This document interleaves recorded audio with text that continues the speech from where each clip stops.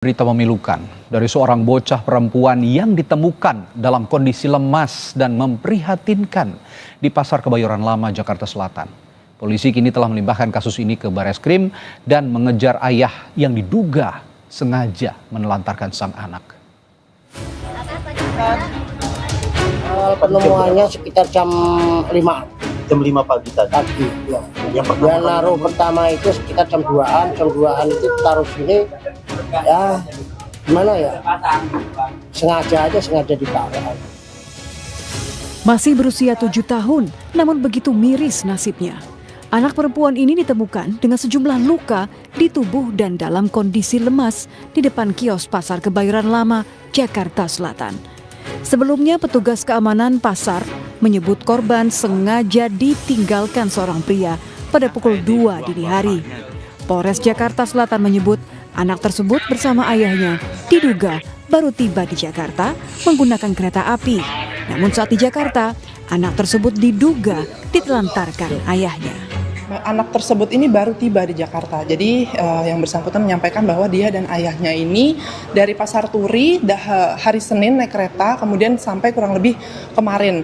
Kemudian karena dia tidak tahu tempat di Jakarta, intinya dia dibawa ke situ, tidur, ya ditemukanlah oleh security sekitar pasar itu bahwa dia sudah tergeletak dalam keadaan lemah. Keadaannya sangat memprihatinkan, jadi memang anak ini sepertinya memang kekurangan gizi karena memang tubuhnya yang sangat kecil. Sampai saat ini kita masih melakukan upaya sih untuk pencarian ayah dari anak tersebut.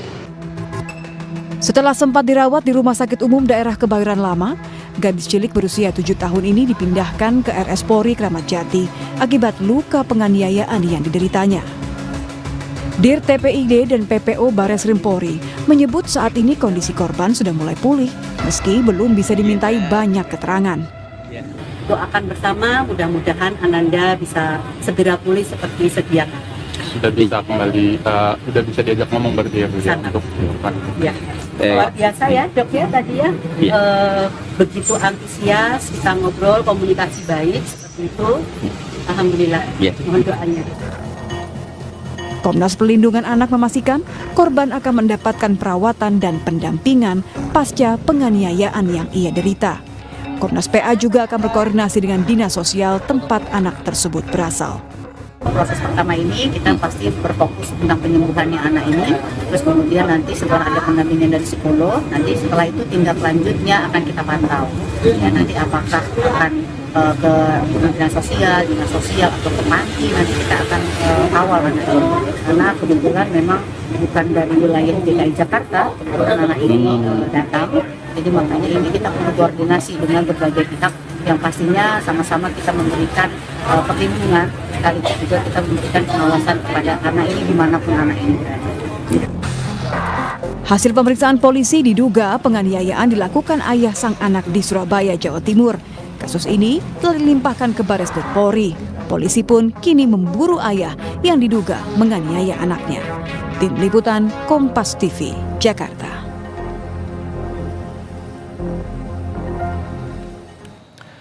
Saudara, seorang anak berusia 7 tahun ditinggalkan di lorong Pasar Kebayoran dalam kondisi terluka dan kurang gizi. Ini polisi tengah memburu sang ayah dari anak itu yang diduga menganiaya dan melantarkan anaknya sendiri. Lalu bagaimana langkah yang harus diambil? Kita akan tanyakan pada Komisioner KPAI, Diah Pusparini, yang malam hari ini sudah bergabung melalui sambungan virtual. Selamat malam, Bu Diah. Selamat malam. Ya. Bu Diah, dari penelusuran KPAI, dari penelusuran KPAI sementara ini soal adanya temuan anak berusia 7 tahun yang ditelantarkan sang ayah, diduga ditelantarkan sang ayah, bagaimana? Ya, kami sudah berkoordinasi dengan Dinas Sosial, kemudian UPTD PPA, ya, dan juga Bareskrim Polri, bahwa yang pertama ini termasuk penelantaran dan juga penganiayaan masuk dalam kategori kekerasan fisik dan psikis pada anak, di mana pelakunya adalah orang tuanya. Okay. Nah, yang kedua ini juga termasuk dalam kategori penelantaran. Jadi ada 2 unsur dalam kasus ini, selain penganiayaan, kekerasan fisik psikis dan juga penelantaran. Maka apabila pelakunya adalah orang tua, ya, ini memang harus diusut tuntas dan bahkan mendapatkan hukuman yang jauh lebih berat, Mas, sesuai Oke. Undang-Undang Perlindungan Anak. Jadi ini Nah, fakta-fakta. kemudian yang kedua, Ya baik, silakan Bu Diah sikat. ya, yang kedua kami juga memastikan ini sedang berkoordinasi dengan Dinas Sosial karena Oke. memang anak ini tidak berasal Baik. dari daerah DKI Jakarta ya. Oke, Maka saya dengar dari kami Surabaya ya Bu Diah ya. berkoordinasi iya betul. Oke, baik. Kami berkoordinasi dengan Dinas Sosial di Baik. Surabaya Baik, karena Bu Diah. untuk penelusuran keluarga besar. Ya, Begitu. mohon Ya. maaf saya potong dulu sebentar karena kita harus mendengarkan kumandang azan maghrib. Setelah jeda kita akan lanjutkan perbincangan. Kita saksikan dulu atau kita ikuti dulu kumandang azan maghrib untuk wilayah Jakarta dan sekitarnya berikut ini.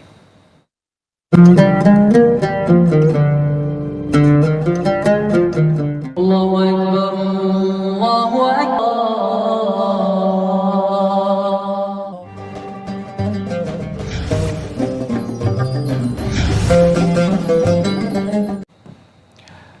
Saudara, selamat menunaikan ibadah sholat maghrib untuk Anda yang menjalankan di wilayah Jakarta dan sekitarnya. Kita akan kembali berbincang dengan Komisioner KPAI, Bu Diah Pusparini. Bu Diah, tadi kalau Ibu Diah sudah mengatakan sudah berkoordinasi juga dengan Dinas Sosial, lalu juga pihak berwajib. Nah, yang jadi pertanyaan sekarang kan ayah dari anak ini belum, yang diduga menelantarkan anak ini juga belum terdeteksi di mana keberadaannya. Sejauh ini sudah ada kebaruan informasi soal ini? Ya, memang belum ayah dari anak korban memang belum ditemukan ya, Mas.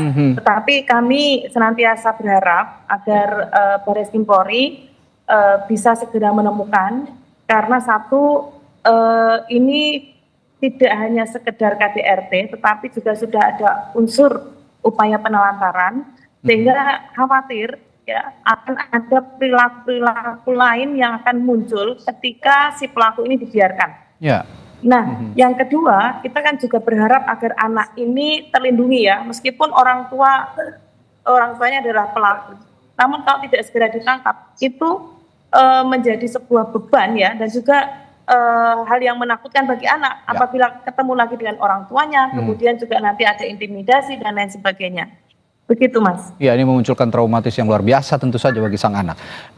Identitas ayah korban ini sebenarnya kan sudah diketahui, tapi saat ini belum diketahui keberadaannya begitu ya oleh polisi. Tapi yang ingin saya tanyakan, menurut KPAI, pelanggaran hukum apa saja yang terindikasi dalam kasus ini berdasarkan Undang-Undang Perlindungan Anak khususnya terkait penelantaran dan kekerasan, Bu Diah? Oke. Jadi kalau di dalam Undang-Undang Perlindungan Anak, ini jelas ya Mas, melanggar pasal 76C junto 80. Ya, di situ adanya kekerasan yang dilakukan oleh orang lain, terutama dalam hal ini adalah orang tua, maka hukumannya ditambah sepertiga. Kemudian kalau dari unsur penelantaran, itu di dalam Undang-Undang Perlindungan Anak, pasal 76B ya, 76B. Jadi memang nanti akan berlapis. Ditambah dengan pelanggaran Undang-Undang PKDRT ya Mas, karena memang ada unsur kekerasan dalam rumah tangga. Kami sih sangat berharap polisi tidak sampai di situ, karena si anak ini kan jelas ditelantarkan dengan kesengajaan. Maka nanti ditambahkan dengan pasal perencanaan ya, pasal 340 KUHP. Sehingga kalau sudah ditetapkan sedemikian, maka pelaku ini bisa dituntut dengan maksimal, begitu Mas. Oke, sekarang kita juga ingin tahu kondisi korban yang saat ini masih dirawat di Rumah Sakit Polri Kramat Jati. Tadi kan Ibu juga menyinggung karena domisilinya bukan di sini ya, di Surabaya. Teknis pendampingan dan perlindungannya nanti bagaimana Bu kira-kira? Ya, yang pertama kalau sesuai dengan Permen 78 tahun 2021 tentang perlindungan khusus anak, memang ada satu yang namanya pendampingan ya, psikologis, psikososial. Kemudian yang kedua adalah reintegrasi sosial. Di sini ada juga kaitannya dengan rehabilitasi medis. Kemudian ada kaitannya dengan rehabilitasi psikologis. Kemudian yang ketiga adalah bagaimana agar nanti anak bisa kembali bersosialisasi, kemudian juga berinteraksi dengan orang lain. Nah itu yang berat. Karena di dalam kasus ini pelakunya adalah orang terdekat Mas ya, orang terdekat, ayah. Maka diperlukan orang terdekat lain yang bisa melindungi dan menjamin anak ini tidak akan terkena penelantaran atau kekerasan. Nah siapa itu? dia adalah keluarga besar. Kalau Indonesia ini kan menganut extended family ya, sehingga harapannya selain ayah, mungkin nanti juga ada dari pihak ibu, atau mungkin dari keluarga besar lainnya yang memang di dalam pendampingan dari UPTD PPA dan dinas sosial. Jadi tidak bisa dibiarkan, nanti khawatirnya anak ini juga mendapatkan perlakuan yang serupa dari keluarga besar lainnya gitu. Oke. Saya ingin kembali ke konteks hukum. Tadi juga Ibu Diah mengatakan bahwa ini kan sudah berulang kali ya, orang terdekat justru yang melakukan kekerasan terhadap anaknya, entah itu kepada ponakannya atau siapapun. Rata-rata banyak sekali orang terdekat yang melakukan hal yang sangat miris ini terjadi begitu. Nah, kalau KPAI menilai efektivitas penegakan hukumnya dari kasus-kasus yang serupa seperti ini, mengingat laporan bahwa kasus kekerasan anak ini seringkali lambat terdeteksi, seringkali lambat juga ditangani, belum lagi hukumannya juga tidak setimpal. Bagaimana nih Bu Diah? Betul Mas, yang disampaikan Mas ini benar sekali. Jadi di KPAI ini setiap tahun itu kami kan menerima pengaduan ya setiap saat. Kemudian di setiap tahun kami membuat analisis. Memang pelaku dari kekerasan fisik, kekerasan seksual, penelantaran ini ternyata malah orang terdekat. Yang pertama adalah ayah kandung, yang kedua ibu kandung, kemudian ada paman, kemudian ada pihak yang lainnya gitu. Nah, sehingga kalau kita melihat seperti ini ada sebuah alarm besar ya bangsa ini bahwa orang tua yang harusnya menjadi pelindung ya di dalam Undang-Undang Perlindungan Anak pasal 20 itu kan orang tua bertanggung jawab nih melindungi anak. Namun ternyata menjadi pelaku dalam kejadian dan kasus-kasus kekerasan dalam rumah tangga, penelantaran. Maka kalau sudah seperti ini kembali kita harus mengingatkan kepada masyarakat, kita juga harus membuat sistem ya, kita juga harus membuat pengawasan bahwa keluarga ini jangan hanya sekedar pada teori kebersamaan saja, tetapi dari pihak pemerintah juga harus selalu memberikan pendampingan dan bahkan mohon maaf Mas, peran keluarga besar atau masyarakat itu penting ya, karena di kejadian KDRT ini terkadang ditutupi kemudian masyarakat yang membongkar Mas. Masyarakat yang membongkar atau kemudian pihak-pihak lain yang ternyata mereka sudah mengalami keresahan ya melihat kejadian ini berulang terus. Nah, yang terakhir kami sangat berharap penguatan keluarga itu juga tidak terlepas dari tanggung jawab keluarga sendiri. Tetapi kalau di Indonesia ini kan tokoh agama, peran tokoh agama penting. Kemudian yang kedua juga peran tokoh masyarakat juga penting. Sehingga jangan sampai anak tidak ada kekerasan kita hanya diam saja, tetapi kita juga harus berani melaporkan gitu Mas. Pertanyaan terakhir dari saya Bu Diah, ini dari perspektif sistemik dan tren kekerasan anak. Bagaimana KPAI menilai tren kekerasan dan penelantaran anak di Indonesia ini? Kalau saya melihat data, ini laporan kasus serupa ini meningkat 34% sepertinya dari tahun 2024 dibandingkan tahun sebelumnya, atau di tahun ini bagaimana deteksi awalnya dan juga analisis peralihan tren kekerasan terhadap anak tadi? Ya, gini Mas. Jadi kami membuat pengkajian dari mulai adanya alarm atau kejadian kekerasan di rumah tangga ini berulang-ulang sampai puncaknya adalah filisida atau pembunuhan yang terjadi yang dilakukan oleh orang tua kepada anak. Nah, sebelum puncaknya di filisida, ini di sini muncul banyak sekali nih Mas. Ada kekerasan, ada penganiayaan, ada penelantaran, betul sekali. Data di tahun 2025 dari bulan Januari sampai bulan Mei, ya kalau kami masih merecord sampai bulan Mei, itu memang cukup tajam Mas. Nah alasannya kenapa ini terjadi, mohon maaf, faktor utamanya adalah ekonomi. Salah satunya. Yang kedua, ya seperti mungkin kejadian di Bekasi, kemudian kejadian di Lampung, kejadian di beberapa tempat yang lain, itu rata-rata memang karena ekonomi Mas. Nah yang kedua itu juga terjadi karena lemahnya pengawasan. Nah ini mungkin ya kalau kita melihat lebih jauh lagi, pengawasan ini bisa dilihat bahwa apakah keluarga, apakah orang tuanya ini betul-betul masih bersama atau tidak tercatat, atau bahkan yang miris lagi, mereka tidak melaporkan perkawinannya itu secara resmi ke lembaga negara, sehingga mereka menganggap bahwa penganiayaan pada anak sah-sah saja. Mohon maaf. Dan terakhir ini kalau saya meng-highlight ya Mas, di kejadian kasus Kebayoran ini hampir mirip dengan kejadian di Bekasi Mas.